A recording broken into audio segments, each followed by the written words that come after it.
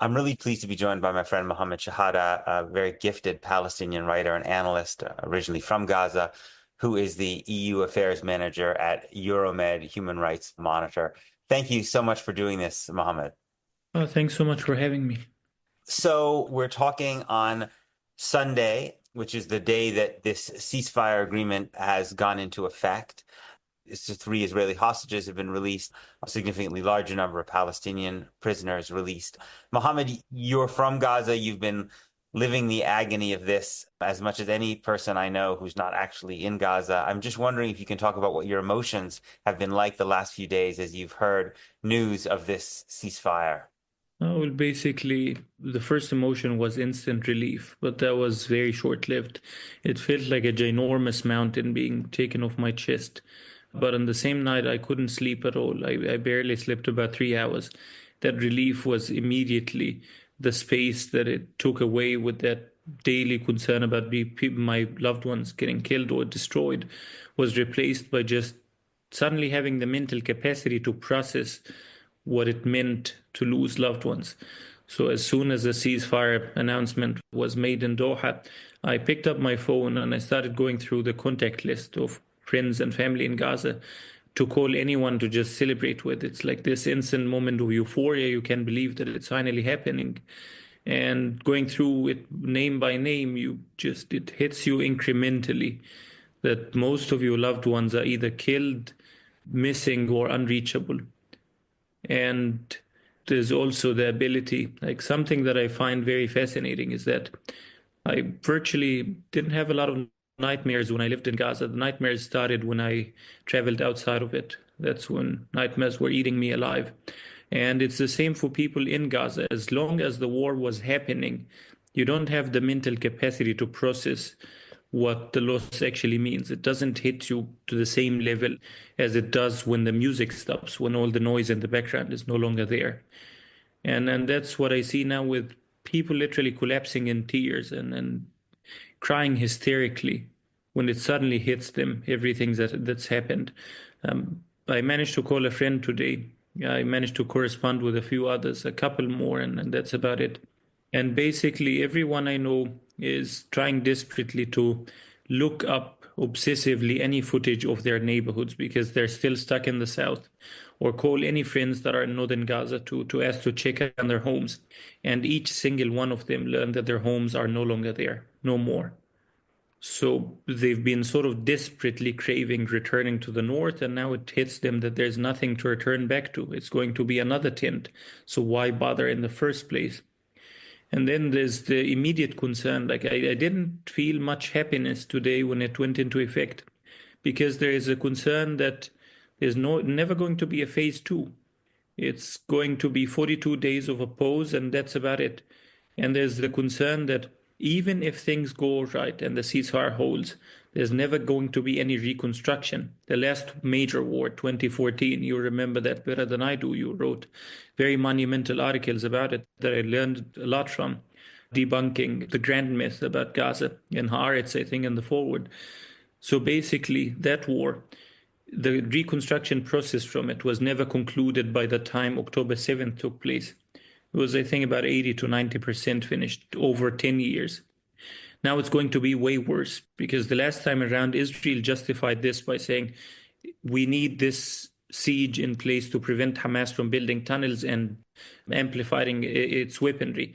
But it didn't work. Hamas managed to build a tenfold as many tunnels as they had before. So now it's going to be way worse. And there's, of course, the concern that as soon as the ceasefire was announced, before it even took effect, there's this deliberate, concerted campaign to force Gaza into complete irrelevancy. So you saw it, for example, in the UK, someone like Suella Braverman, the former Home Secretary. She went nuts as soon as she saw Palestinians trying to arrange a demonstration on Saturday. She's like, there's a ceasefire. Why are you doing this? You shouldn't talk about this topic anymore. And the last thing is basically the fear of the Palestinian camp losing the momentum of this. Right now, you have a grand shift in the narrative with the genocide, with the illegal occupation, ICJ rulings, the ICC arrest warrants, Israel on the shame list of the UN for killing children systematically. but we can lose all of it because once the war stops, the world's attention will no longer be on what Israel is doing, but what Palestinians want and their ability to articulate a vision and their ability to actually inspire. In the old days, when you had Yasser Arafat going to the UK or India or any other country around the world, there would be huge crowds turning out to celebrate him on the street.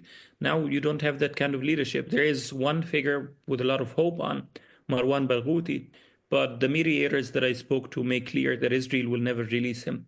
So that's the major fear, is that we will not be able to make anything good come out of this. After everything that's happened, it's going to be more of the same.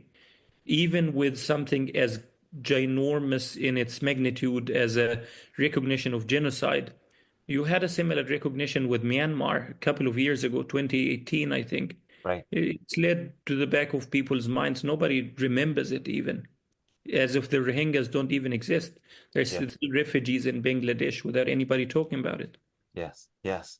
There's so much in what you said that I want to pick up on, but you started by saying, if I understood correctly, that in a way, people could not truly feel, many people in Gaza or who have family in Gaza, their emotions while this destruction was happening. And so it's only now that there has been a respite, a pause, that the feelings, the emotions come kind of flooding back, because perhaps some kind of human defense mechanism prevents you from actually feeling those things when it's actually ongoing. So in a certain kind of way, the kind of emotional agony might even be greater now, even as people also feel a sense of relief. Yeah, precisely. Also with physical symptoms as well. Mm, I know people who had persistent problems like headaches, blood pressure, heart problems. mm, No medication has been entering Gaza to a sufficient level. There's like an extreme acute of every medication, including anesthesia. Women were having their uteruses amputated at some point to stop post-birth bleeding, women in their 20s. But a lot of people stopped complaining about these physical symptoms. There's this constant, like your brain goes into survival mode. right, right, It right. goes to the sort of most basic level to keep you alive, and it shuts down from everything else. And now you have all the time in the world to process what's been going on. Yes, yes. Now, you mentioned all these people who have been forced out of northern Gaza.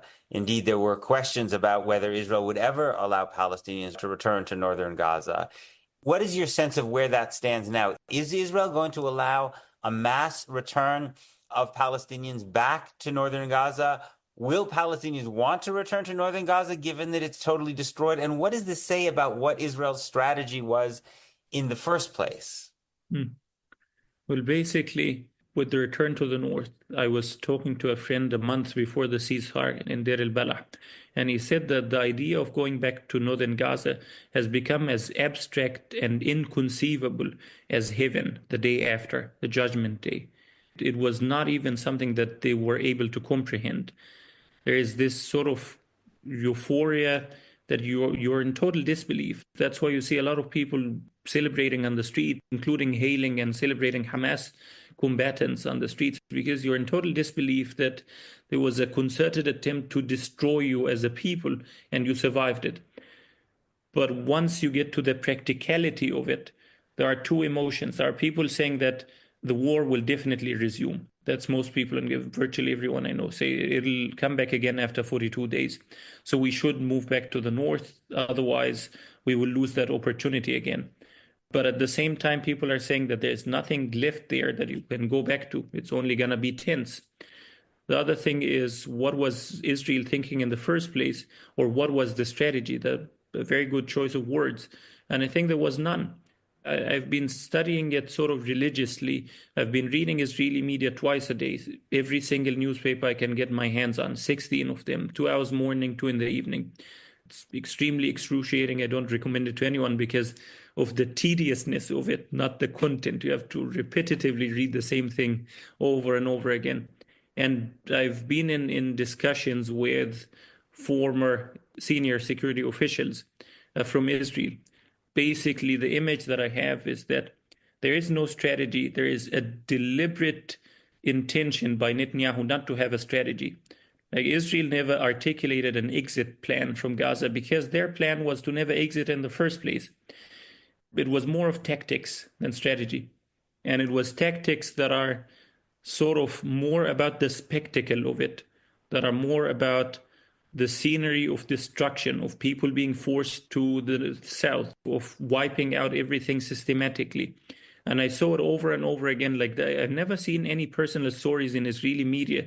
It was always images of destruction as proving a point that the war is working, that we are managing to produce results. And now, when the ceasefire started and you saw Hamas militants on the streets in huge numbers, I'm seeing Israeli experts and pundits saying that we're being lied to by our own government, that they didn't even bother to have an actual strategy there. But I think more or less the point was Netanyahu never wanted to leave. One former Israeli official put it. He said Netanyahu would task his generals with articulating day after plans in Gaza, with the veto on the return of the Palestinian Authority, veto on Hamas, veto on UNRWA, veto on the IDF holding responsibility for Gaza, that those generals would come up with the most insane ideas by morning, and they themselves would write articles in Israeli newspapers by night to criticize their own plans as unworkable. So one of those plans was, if you remember, the issue with empowering clans, families, Right. tribes. It sounds Right. like something out of colonial Congo. Empowering tribes to take over and arming them. And those tribes, their main source of income is criminal. That's a verbatim quote from Haaretz. There was another plan about hiring foreign mercenaries to build up gated communities, a concentration camp, where you only have tents, you don't have any buildings. That was very explicitly stated. And those foreign mercenary groups would use biometric data, retinal scans, fingerprints every day to give people food and water. And people that would go in wouldn't be able to go out, or the other way around. That was another plan. It never materialized. There was also a hidden plan of paving the way for resettling parts of Gaza, at least the very north of it. And that was very concretely on the agenda.